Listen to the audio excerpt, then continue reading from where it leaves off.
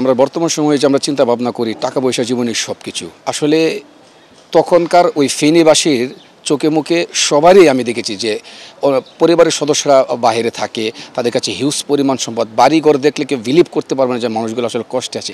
এক বোতল পানির জন্য, একটা মোমের জন্য, একটা কোয়েলের জন্য তারা সকাল থেকে দুপুর পর্যন্ত বসে আছে, কখন স্বেচ্ছাসেবীরা আসবে তাদেরকে এক বোতল পানি দিয়ে পানি খাবে। বন্যায় ডুবেছে দেশের 11 জেলা।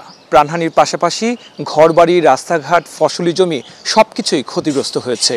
সেই সময় এমনও আমরা দেখেছি যে যারা কোটি কোটি টাকার মালিক তারা শুধুমাত্র এক বোতল পানির জন্য হাহাকার করেছেন।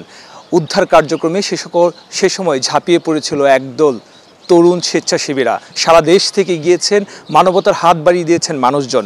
আমরা এখন কথা বলবো এমনই একজন লোকের সাথে যিনি স্বেচ্ছাসেবী হিসেবে দীর্ঘদিন ধরে কাজ করছেন এবং এই বন্যায় যখন ক্ষতিগ্রস্ত হওয়া শুরু হচ্ছে, আক্রান্ত হওয়া শুরু হচ্ছে, তখন তিনি টানা 9 দিন সেখানে থেকে কাজ করেছেন। আমরা মমিনুর রহমান প্লাবন তার সাথে একটু কথা বলবো, জানতে চাইবো সেই সময়কার অভিজ্ঞতার কথা। যেহেতু পুরো জেলা বন্যায় আক্রান্ত ছিল, তারপর আশপাশে অন্যান্য জেলা আক্রান্ত হচ্ছে, আপনারা প্রথমে কোন বিষয়টিকে প্রাধান্য দিয়ে উদ্ধার কার্যক্রম শুরু করেছিলেন? মূলত আসলে এই মানুষ যখন মানে এই ক্ষতিগ্রস্তের মাঝখানে পড়েছে, তখন আমাদের ভিতরে আমরা যে মানুষের জন্য যে আমাদের গান আমরা শুনি বা আমরা আত্মনাদ করি, সেই চিন্তাধারা থেকে শুরু করে আমরা টিম নিয়ে আমরা রওনা হই।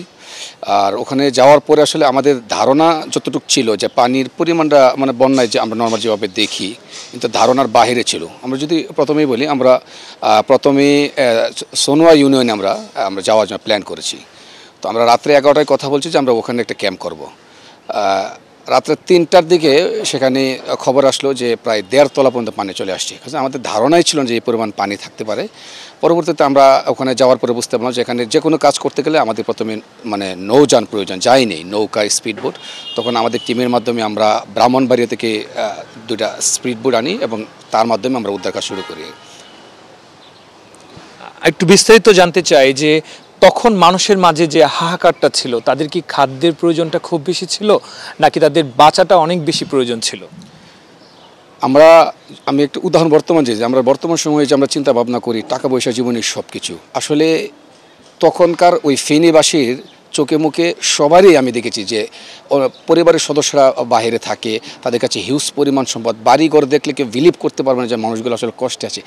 এক বোতল পানির জন্য, একটা মোমের জন্য, একটা কোয়েলের জন্য তারা সকাল থেকে দুপুর পর্যন্ত বসে আছে, কখন স্বেচ্ছাসেবীরা আসবে তাদেরকে এক বোতল পানি দিয়ে পানি খাবে।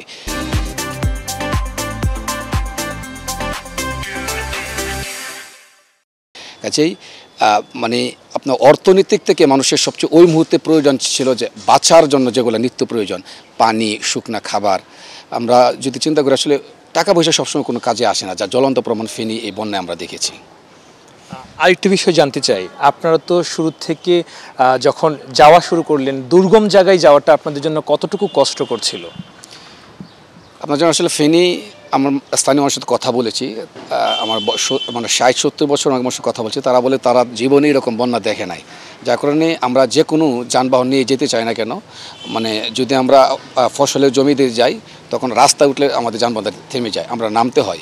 কিন্তু ঘটনা হলো যেমন আমরা চোখের সামনে দেখেছি, কারণ পানি যেহেতু সবটাই ডুবানো, আপনার সরীসৃপ প্রাণ যেগুলো আছে, সাপ, বড় বড় সাপগুলা মানে সামনে দৌড়াদৌড়ি করতেছে। এই ভয়ে মানুষগুলা আবার আমরা চিন্তা ভাবনা করছি যে কীভাবে সামনে যাব, কিন্তু যখন মানুষের চোখে মানে বাঁচার আর্তনাদ, তখন আমরা এই ভয়গুলোকে মানে দূর করে আমরা চেষ্টা করছি, তখন সাপ হোক যাই হোক আমরা অন্তত তাদের কাছে পৌঁছানোর চেষ্টা করি। আমরা যখন পানি কম থাকে রাস্তাঘাটে, তখন আমরা নেমে আমরা জলযানগুলো আমরা টেনে নিয়ে গেছি, আবার বেশি পানিতে আমরা চলে গেছি। এইভাবেই হচ্ছে আমাদের উদ্ধার কাজগুলো চেষ্টা করেছি, সমস্ত ভলান্টিয়ার চেষ্টা করছি এইভাবেই কাজগুলো করার জন্য আর কি। আচ্ছা, আরেকটা বিষয় একটু জানার চেষ্টা করব যে সে সময় তো আসলে প্রতিটা দিন প্রতিটা মুহূর্তই ভয়ে কাজ করত যে পানি বাড়ছে কি কমছে, এই ধরনের মেসেজও তো থাকতো না, বিদ্যুৎ ছিল না, নেটওয়ার্ক ছিল না, অনেক জায়গা থেকেও বিচ্ছিন্ন ছিল। এই যে স্বেচ্ছাসেবী হিসেবে আপনাদের কাজ করতে যাওয়া এবং সেখানে যাওয়ার পরে পরিবার থেকে বিচ্ছিন্ন হয়ে যাওয়া, আসলে আপনাদের নিজেদের পরিবার কতটা উৎকণ্ঠায় ছিল সেই সময়টাই? আসলে আমরা তো শহর থেকে বের হইতাম, যেমন আমি আমার আম্মাকে ফোন দিয়ে বলতাম যে আমাকে তুমি আগামী 3 দিন কিন্তু আমাকে ফোনে পাইবা না। আমি 4 কোম্পানির 4টা সিম ছিল আমার নিয়ে গেছি, এবং আমরা যখন টিমগুলো এক একটা বের হইতো, আমরা ধরে নিতাম তারা ফিরে আসার আগ পর্যন্ত তাদের সাথে যোগাযোগ করার কোনো সুযোগ থাকবে না। আমরা আল্লাহর উপর ভরসা করে মানুষের জন্য বের হয়ে যেতাম এবং অনেকের সময় আমরা সন্ধ্যায় ফিরে আসার কথা, বিকালে ফিরে আসার কথা। এই টিমগুলোও আমাদেরকে রাত্রে 10টা 12টা 1টার দিকে ফিরে এসেছে। এমন আছে আমরা একটা টিম হারিয়ে যাওয়ার কারণে আমরা সেনা ক্যাম্পে জেলা প্রশাসকের কাছে কমপ্লেন করেছি বা দিয়ে আসছি যে আমাদের টিমটা খুঁজে পাচ্ছি না। পরে এই টিম আসার কথা ছিল বিকাল 3টায়, আসছে রাত 11টায়। তো আমরা আসলে বের হইতাম আল্লাহর নাম নিয়ে যে ফিরে আসবো যদি আল্লাহ এবং মানুষের দোয়া ইনশাল্লাহ ফিরে আসবো। এই তো যোগাযোগ করার কোনো সুযোগ বা কোনো কিছুই ছিল না আমাদের। আর এটাই হচ্ছে মানে সবচেয়ে বড় হচ্ছে যে আত্মবিশ্বাস ছিল আমরা হয়তো বা কাজ শেষে ফিরে আসতে পারবো। এই যে মানুষের জন্য কাজ করা, এই যে মানুষের কল্যাণ নিজেদেরকে নিবেদিত করা, এতে করে তো অনেক বড় একটি আত্মতৃপ্তির বিষয় থাকে। আমরা দেখেছি যে বন্যার সময় হলে প্রতি বছর যদি বন্যায় এই ধরনেরও কোনো আক্রান্তের খবর কিন্তু আসে না, কিন্তু প্রায় সময় ছোট বড় অনেক বন্যার ঘটনা কিন্তু বিভিন্ন জেলা আক্রান্ত হয়। তো এইবার যে বন্যাটা হলো, যেসব জেলায় বন্যাটা হলো, সেই জায়গায় সেই মানুষগুলি তো প্রস্তুতি পর্যন্ত নেওয়ার সুযোগ পেয়েছিল না, বাইরের থেকে কোনো ধরনের ইনফরমেশান ছিল না। তো আপনার কাছে কি মনে হয়েছে যে জেলার যেভাবে পরিকল্পনা করা দরকার ছিল এবং সমন্বয়করা যারা প্রতিনিয়ত এই ত্রাণ নিয়ে গিয়েছিল, সেখানে কি সমন্বয়টা কি ঠিকমতো হয়েছে?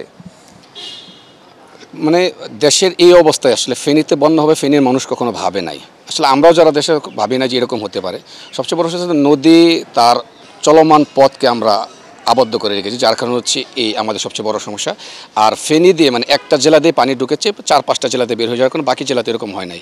আরেকটা কথা হচ্ছে মানুষ যখন মানে ওখানে যাওয়ার চিন্তা ভাবনা করে, দেশের বেশিরভাগ মানুষই চেষ্টা করছে মানুষের কাছে পৌঁছানোর জন্য। তো অনেকেই আছে যারা হচ্ছে আপনার শহরে গিয়েই তার নিয়ে যাওয়া বাহনটা যতটুকু পর্যন্ত গেছে ওই পর্যন্ত চলে আসছে। তো ওখানে মানুষগুলো কিন্তু পাচ্ছে এবং তার চেষ্টা করছে শহরে এসে নিয়ে যেতে পারছে। কিন্তু একদম গ্রাম পর্যায়ে যারা একদম মানে শহর তরিতে বা কষ্টে যারা আছে তাদের কাছে পৌঁছানোর জন্য অন্তত আপনার যারাই যাক তারা যেন অন্তত ওই স্থানীয় প্রতিনিধি আছে যারা থাকবে, সব প্রশাসন তাদের যোগাযোগ করে গেলে যারা পাচ্ছে না তাদের কাছে পৌঁছানোর জন্য চেষ্টা করা হয়। আর আমরাও চেষ্টা করেছি মানুষের কাছে মানে ওই জায়গায় পৌঁছানোর জন্য। আর মূল কথা হচ্ছে আসলে এই কাজগুলা যে নেওয়ার থেকে দেওয়ার যে একটা শান্তি যদি ভিতরে কাজ না করে তাহলে আপনি বুঝবেন না আসলে মানবিকতার কাজ কি, মানুষের জন্য কাজ করলে কী পরিমাণ শান্তি। আপনি যদি কারো কাছে চাঁদা তুইলে বা কোনো টাকা পয়সা মেরে দিয়ে আপনি শান্তি পান, আর একজন ব্যক্তি কিন্তু মানুষকে কিছু দেওয়ার বিনিময়ে যে শান্তি পাচ্ছে, এই দুটো এক করতে পারবেন না।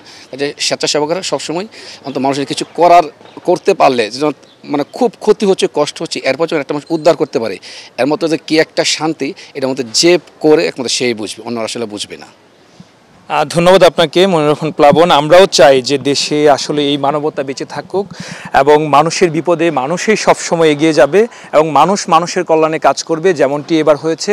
সারা দেশ থেকেই প্রত্যেক শিক্ষার্থী থেকে শুরু করে আপামর জনসাধারণ প্রত্যেকে তার যার যার জায়গা থেকে বন্যার্থদের সহযোগিতায় হাত বাড়িয়ে দিয়েছেন এবং তারা মানবতার কল্যাণে কাজ করেছেন। এখন দেখার বিষয় হচ্ছে যে এই বন্যা পরবর্তী সময়ে যে সকল জায়গায় ক্ষয়ক্ষতি হয়েছে, ক্ষতিগ্রস্ত হয়েছে, কৃষকরা যারা ফসল ফলানো থেকে বিপর্যস্ত হয়েছে, তাদেরকে কিভাবে ঘুরে দাঁড় করানো যায়, এই বিষয়টি যেমন একটি সরকারের জন্য, যারা এখন অন্তর্বর্তীকালীন সরকার আছেন, সেটি যেরকম চ্যালেঞ্জ, পাশাপাশি আবারও যেন এই ধরনের কোনো বিপর্যয়ের মুখোমুখি ফেনী, কুমিল্লা বা আশপাশের অন্য কোনো জেলা যেন না ঘটে, তার জন্য পূর্ব পরিকল্পনা কি সমস্ত নেওয়া যায়, সেই বিষয়টি আসলে এখন ভেবে দেখার সময় এসেছে। তো আপনাদের সাথে আমি ছিলাম সুলতান মাহমুদ কনিক, চ্যানেল 24 ময়মনসিংহ।